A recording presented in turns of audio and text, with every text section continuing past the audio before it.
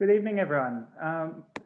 And thank you for joining us this evening for Photo Live, a series of live stream conversations about the social and cultural role photography plays in our everyday lives. My name is Brendan McCleary. I am a producer for Photo 2021, predominantly working with artists in the commissioning of new works for the festival. I'm joining you here today from my home in Melbourne's inner north, and I acknowledge the Wurundjeri people of the Kulin Nation as the traditional owners of this land.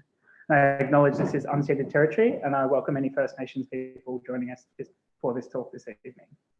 I'm joined this evening by Photo 2021 artist Eliza Hutchison. Born in Johannesburg, South Africa, Eliza currently lives and works in Melbourne.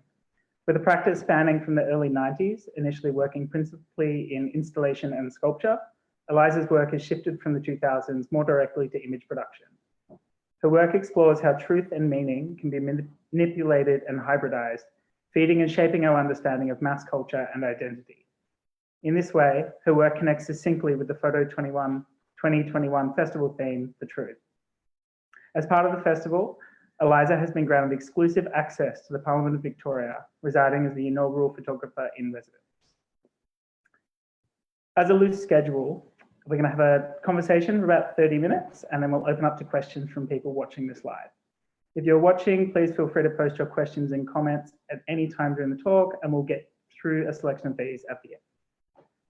So let's start with your residency with Parliament. We'll use this as a starting point to circle back to discuss a selection of works you've created over the past decade. It's a really interesting project because it's the first time that Parliament has invited an artist as photographer in residence. Obviously, there are press photographers present during sittings, but this is quite a special and new way of capturing Parliament, capturing as an artist on the floor.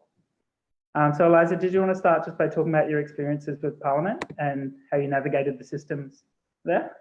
Yeah, it was kind of like an interesting process because, you know, it's been obviously quite novel for them. And I think, strangely enough, some of the parliamentarians were kind of a bit unsure about the idea of an artist sort of, and what in fact an artist was, believe it or not, and how that would be kind of working within Parliament. And so I think because it's kind of quite a complex structure, and I think until you start to navigate it, you sort of don't quite understand how many sort of protocols and structures that you have to work around. And I think the thing is, because the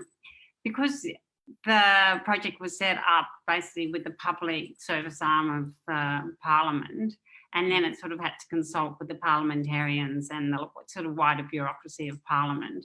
There's heaps and heaps of like kind of sort of systems that you had to sort of work through, and sort of getting approvals to this and that. And so it was like a role, a press photographer has a very particular role in Parliament and allocation to where they can sit and what they can do.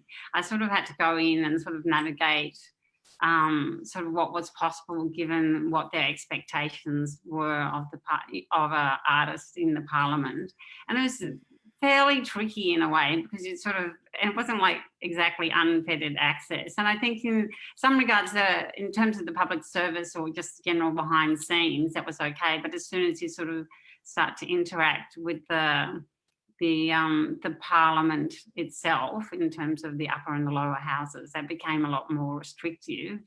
But it's an interesting place to sort of navigate what was possible within what was allowed, sort of thing. So and then that really came, and then, you know, like and also the hand side, which is basically the whole process of documenting Parliament. We're actually really excited about the idea, and really actually, just for anyone listening, do you want to explain a bit more about what Hansard actually is? Yeah, well, Hansard, all the upper and all the protocols of Parliament, the committees, the sitting of the upper and lower house, they're all recorded. So they're all recorded live. So you can actually live stream Parliament and watch it online. And also then it's recorded in a written form, which anyone can refer to later. And then parliamentarians as well refer to various bits of the Hansard.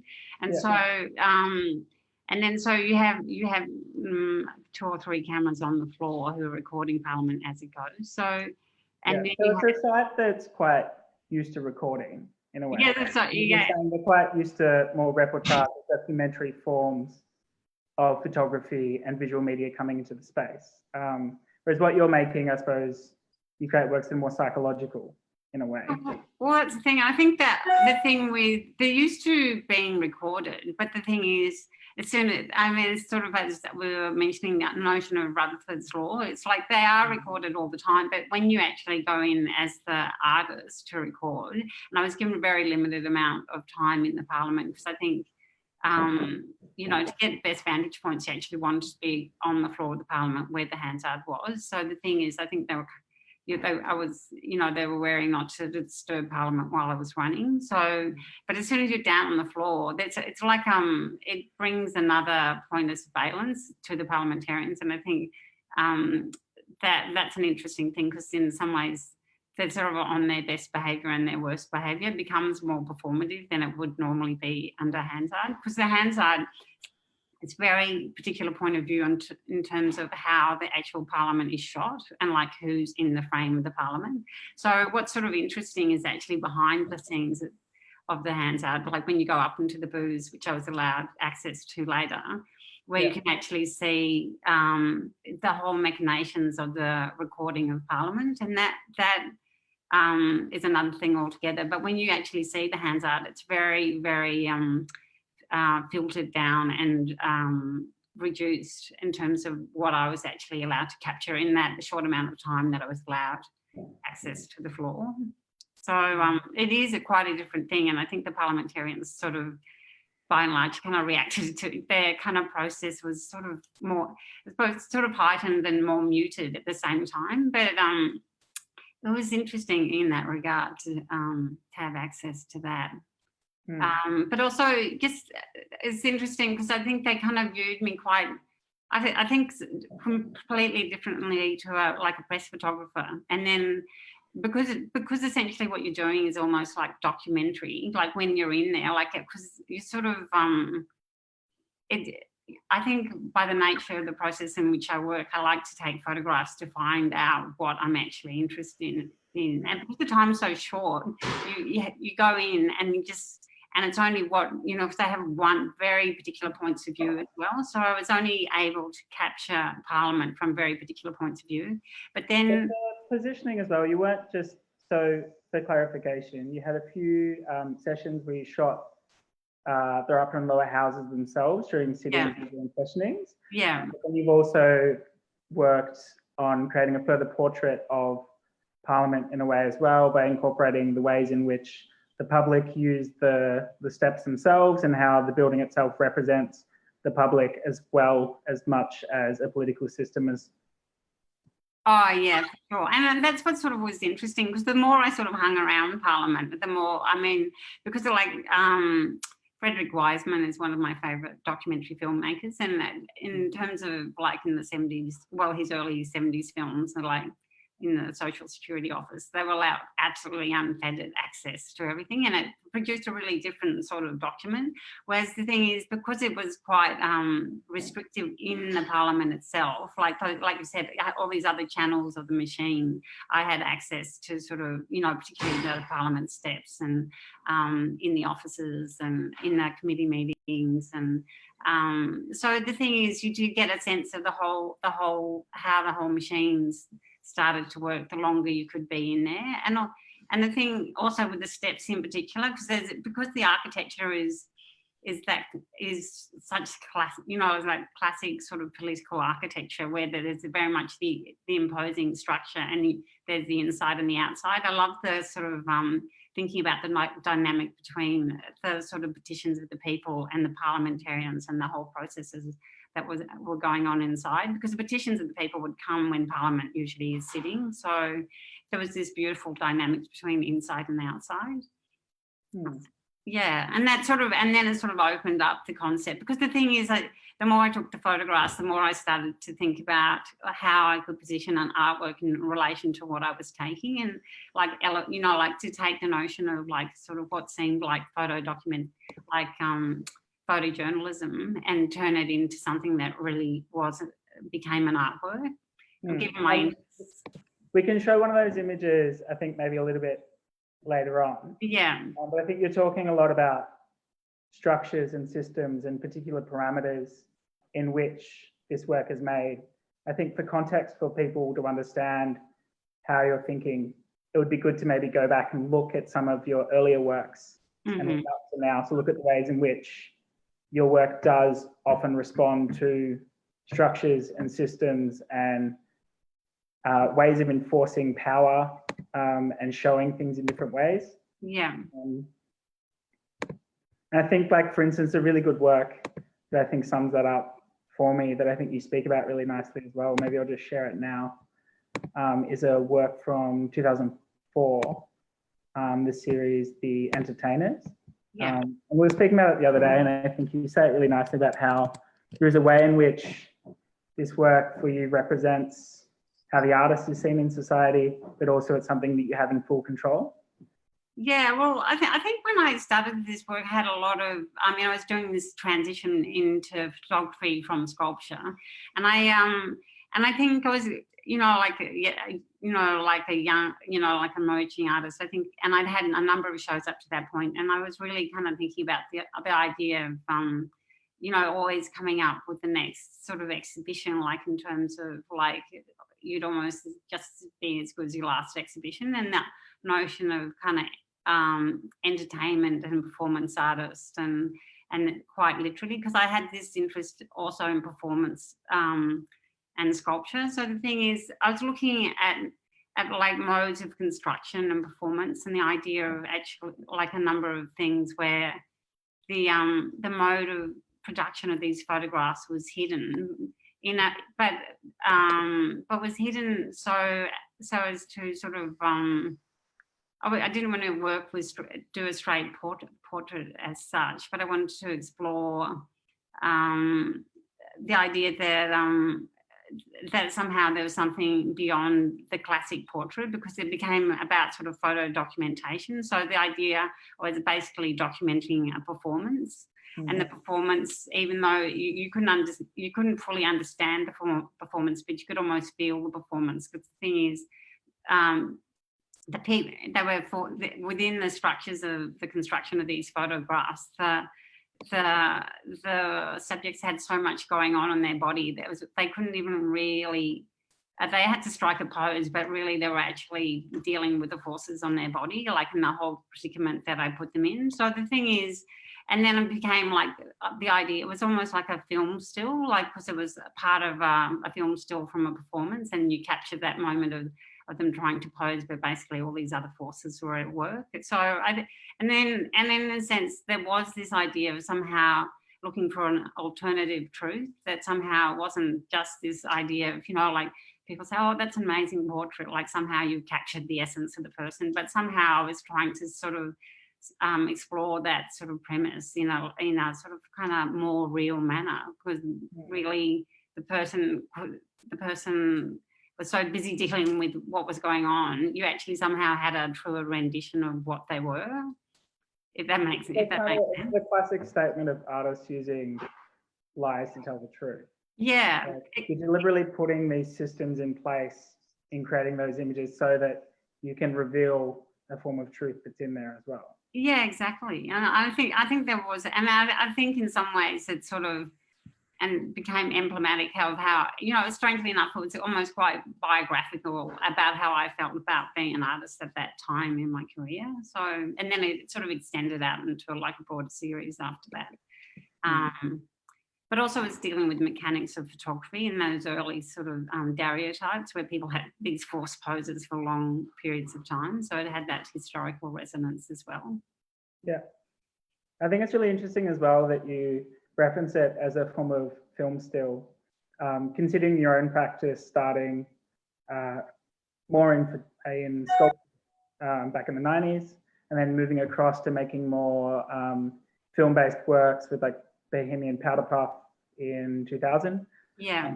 And then the newer works that you've been creating, I think particularly the works that you did as the commission for the National at the Art Gallery of New South Wales, which also then became part of a series that you showed with CCP last year.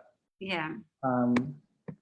which have that, as opposed to having the film still quality, have the storyboard quality to them. Yeah. And I think that could be really interesting to share, particularly in the development up to the work that you're creating now. So, well, so we like with this series, I think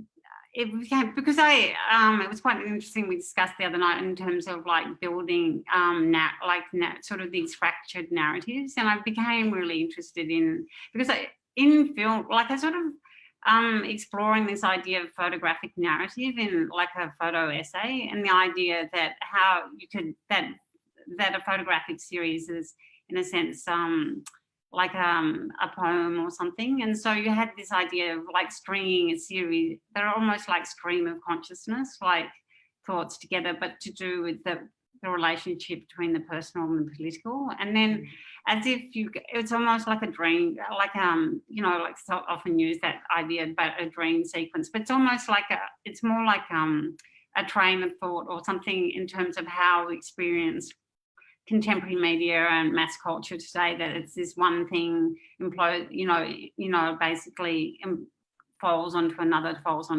like one thought is always brought, something else interjects into it, and then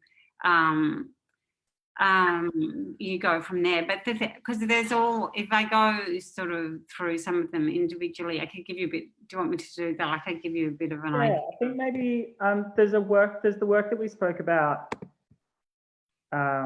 the other day, that I think it's a really beautiful analogy for the series, just in the way that it was created, and also reveals a lot more about the ways in which you create as well. So let me get that one up. So can you see that one? Yeah, is that? It's kind of it's cropping it weirdly. Hang on.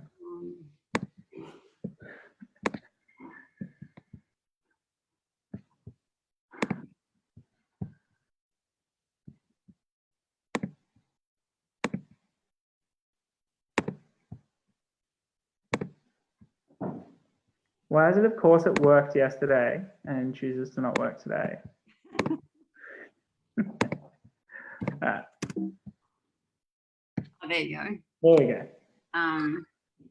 So like this one was an interesting one, because it became it was a pivotal kind of piece in the collection, because it had this real narrative of the personal and the broader political context that we find ourselves in, and there's very kind of like these fractured moments, like over to the left, and also very much dependent on the structure and the machine of that I work with, in terms of the, you know, basically the laptop and its own kind of idiosyncratic sort of processes.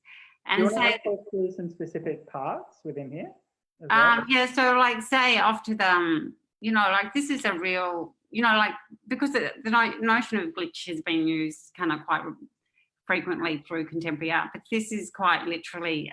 One morning I was driving like 6 o'clock to this horse competition with my daughter, and it was just like, and she said to me, "Oh, Mum, that's an amazing sunrise. You should stop and take a photo." I sort of like, so oh, yeah, no, it's great. Okay, so I just pulled over, you know, with the horse and everyone in the back, and then I just took a photo of this amazing kind of sunrise, and then I looked back and saw the reflection on the car of my daughter just looking at her iPhone and thinking, oh my God, she's just looking at an iPhone. This is so sublime, this kind of moment. So I took this amazing photograph of her, actually, that was sort of more interesting than the sunrise. And then I was processing it, and then and through the whole I was working on the series, and everything kind of would layer up on itself. And then it actually started this is quite a natural glitch in terms of how this image of her here in the green, and you can just see it make out her ear, and looking at her iPhone just kind of glitched and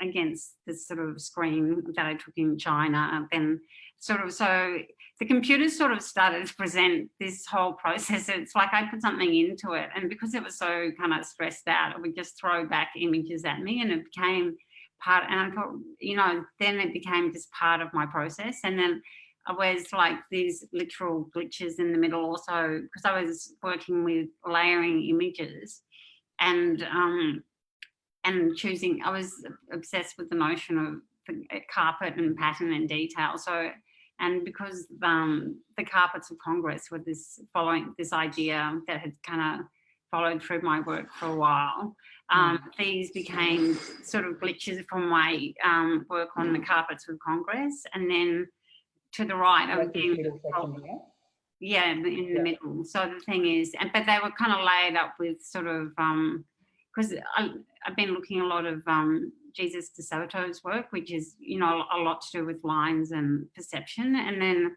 these were literally the lines I'd been looking at glitched over the carpets of Congress. And to the right is was taken from a still of documentary on Putin. And there's this beautiful kind of sort of almost like homoerotic moment where Putin reaches out to this soldier who's lying in bed, and there's kind of this kind of weird perversity of this moment, and it really kind of had stayed with me. And then so, you know, these kind of get worked up and layered into the images. They're almost like a sort of a collaged effect until it all melds to one piece. And the thing is, it's a tricky space to navigate because we're so familiar with everything on the screen. And then so the idea that you can somehow treat it as a painterly surface on which to sort of construct the images and still is quite a tricky one to navigate. But I think with that one, I kind of really loved it as a work when it sort of came out, because it had these great sort of polarities yet and quite discordant yet sort of seemed to come together. I think that's an important point to note as well, because you're talking in the way that these works are made about how they're so reliant and responsive to screen cultures. Yeah. But at the same time, the way that you print and show your work is so important, reliant upon the materials in which you choose as well. So in the print, the textures and the response of the ink to the paper are something that you work on quite deeply. Yeah. Do you want to have you Yeah, I've got so again from the same series. You can say it's really like this is kind of the interesting and funny thing that we're trying to reveal the textural quality of a print. Like going three-dimensional through the shadow on the screen, like it's.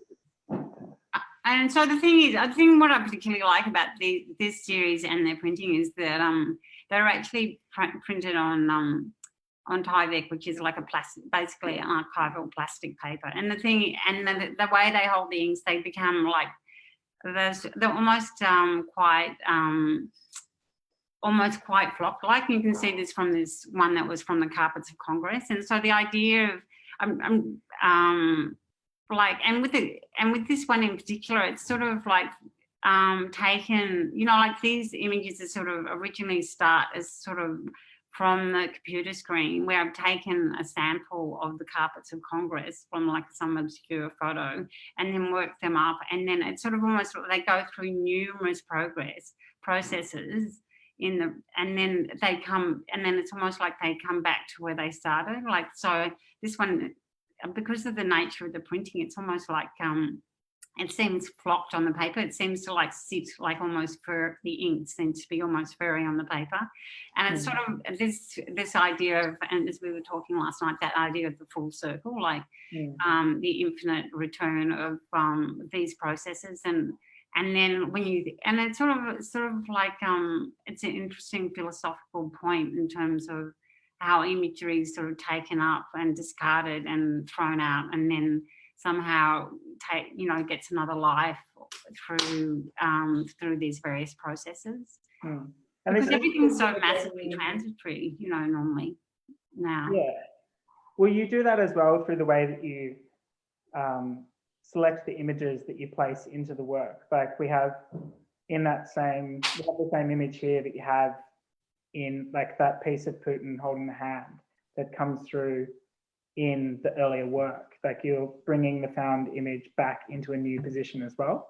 Yeah, and that's the thing. It's sort of this repetition in return, and this rereading of like of moments or repeat of moments. And I just think it's sort of interesting how we kind of look at photographs, and even when you troll back through your sort of computer drives, and suddenly something represents itself. And I think in terms of the idea of truth in photography and those sort of, I was really thinking, I find like the truth in the indexical moment, because there's this moment of like of the original capture of any image or something. You're like the indexical moment that is like there's a certain truth in there, but all the constructions around it, like the cameras and the context and the repositioning, the refocusing, the representation, they're all kind of they'll all kind of sort of meld and bend like any notion of truth. And so it's kind of,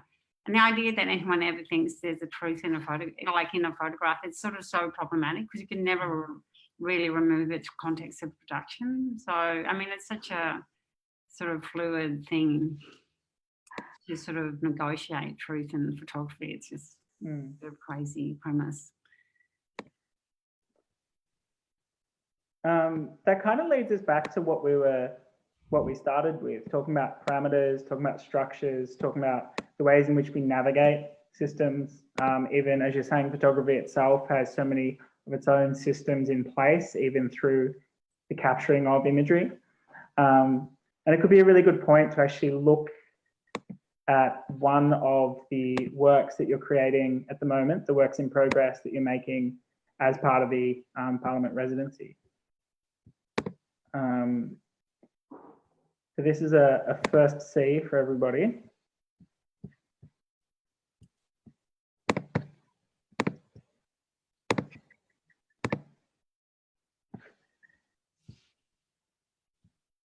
Is that one working?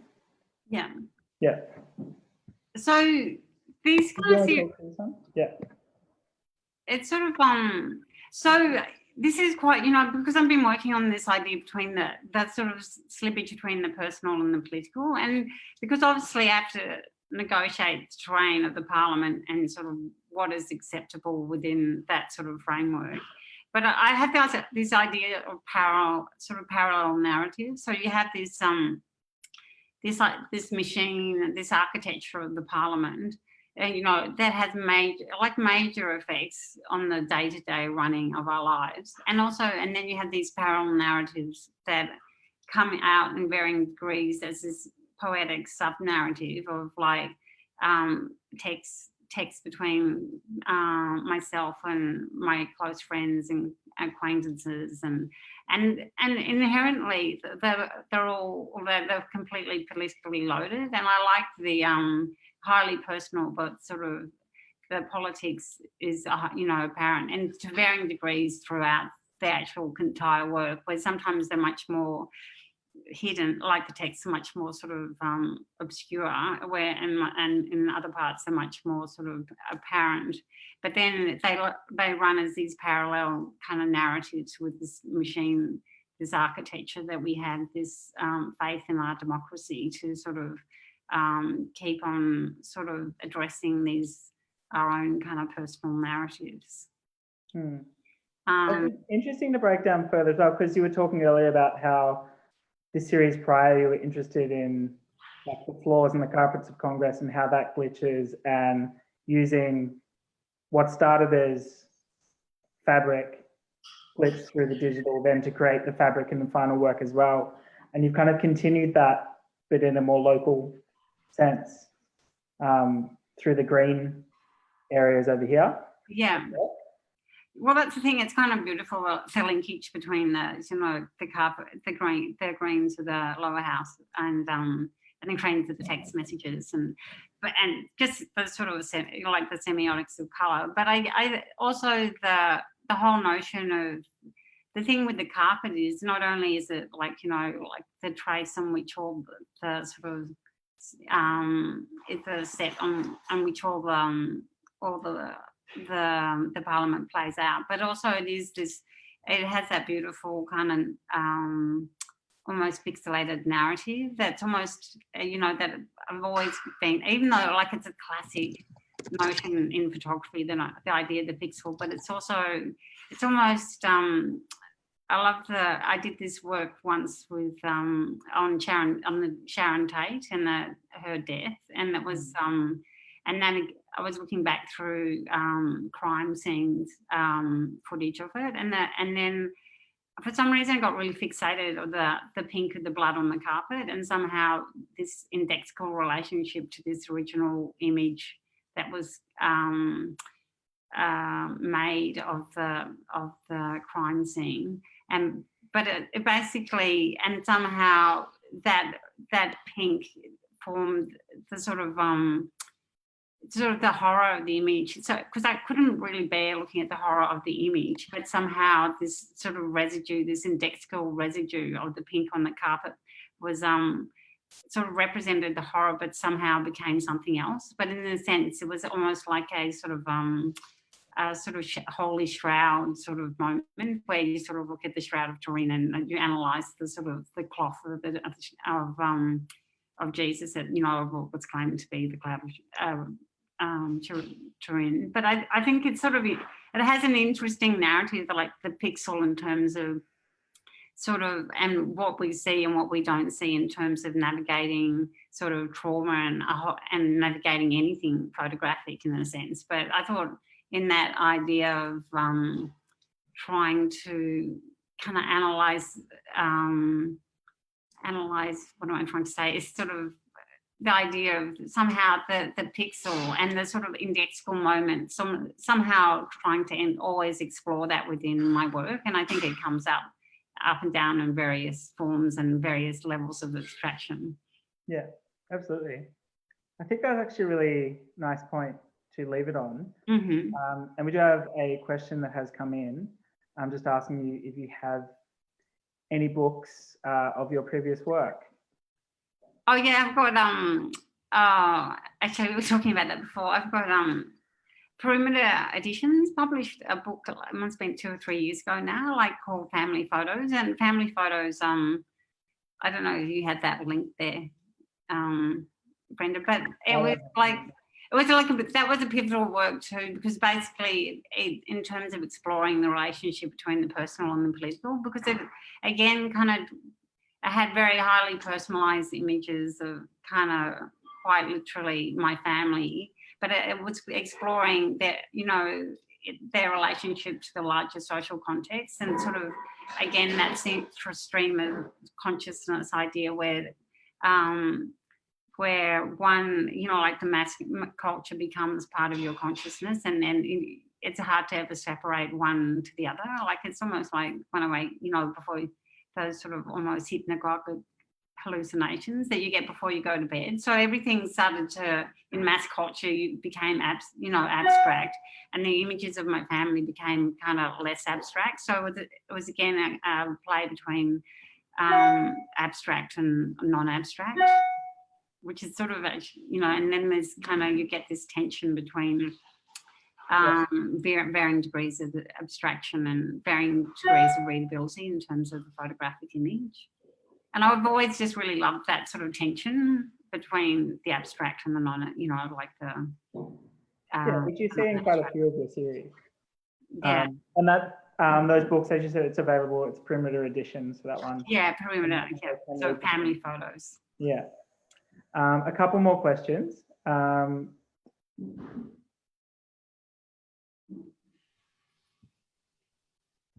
How has your residency in Parliament shifted your own relationship with politics and democracy? It's an interesting. I think actually, in terms of like the idea that you can affect change, I think the thing is, it's actually made me kind of realise that there is this very real process, and I think that actually we have to really value the process that we do have. And I do think that there is, if you go to the committee meeting, there's all sorts of processes where people can actually come to sort of bring their views before Parliament. And I think the thing is, it's easy to be kind of particularly at, obviously because I've dealt with the Victorian government, particularly at the state level, I think the thing is there is room for people to really push and explore their kind of democratic rights to present ideas to Parliament, like through various means, through protest on the steps, and through committee meetings, through and through their local member. I actually think in some ways it's opened me up to think about the possibility if we change through that process. So, and I think I was less thought they were less possible before I actually started to really go in there. And I actually think, if people can, people like from my work, even though I don't think it's overtly set in that direction, but I do actually think if people think, I can affect change by, bringing up my Parliament member or protesting or presenting stuff at the committee, that would be really fantastic. Because I think you sort of have to live in hope and rely on the democracy we have, because it's quite we really need it, basically. So but also, it's as you're saying, it's like once you come to understand the systems, you realize that they can work very much for you as well. As well, I'm sure they're problematic. They can be massively problematic in many ways, and are highly dependent on how receptive someone can be at a particular point in time. But there are protocols in place that need to be followed. So, and in a sense, while we have those protocols, the good and the bad, I think it's a really useful structure. We have one final question. I think we might leave it. What is your stance on the connection between photography and surveillance? Do you think we require a new ethics of photography? I think in a sense, I think it's a complicated, and I do think surveillance is highly problematic. And I think the whole notion of photography, can be massively problematic anyway, like in terms of documenting anything can be problematic. And I think, and it's a tricky line if you think about a lot of documentary photographers in terms, and I struggle with myself in terms of even taking literally being on the steps and taking photographs of really, basically free form of what is ever going on the steps. So in a way, it is its own form of surveillance. And the thing is, like, where you get, and it's an invasion of space, and like it's quite a complex thing to navigate. And I think the thing is the problem is even if it sort of mediates the process of photography, and I think there has to be some moral, like a sort of a moral code in terms of how it's used and how you take those photographs and what is done with it. And the problem is trying to even control that moral code, and to sort of enforce it in any way. And I think art photography is, obviously legally has a different understanding in the law, so that which gives it a bit more leeway in a certain sense. But I do think it is problematic. I think, and in a way, there has to be kind of sort of legal. There has to be a legal kind of set of protocols that you follow in relation to it, and then otherwise, it's going to be turned into a bigger problem, because who wants to be surveilled 24/7, So does that answer the question? It's a bit obscure, but... Well, I think you're saying is the ethics need to exist as much in the creation of the work and the capturing of an image as an artist, as the ethics need to exist in the way that you then show the image. I suppose the question is about how you relate that to surveillance, I suppose in a public way, of how there is so much more of it in the present day as well. Well, I mean, it's just massively problematic, I think, because the thing is, you can never control. I mean, as much as you'd like, you can never fully control that information. So I think the thing is, but the nature of this will say this. But I mean, I think the problem is there's so much rhetoric around those things, and it's trying to break down the rhetoric and actually.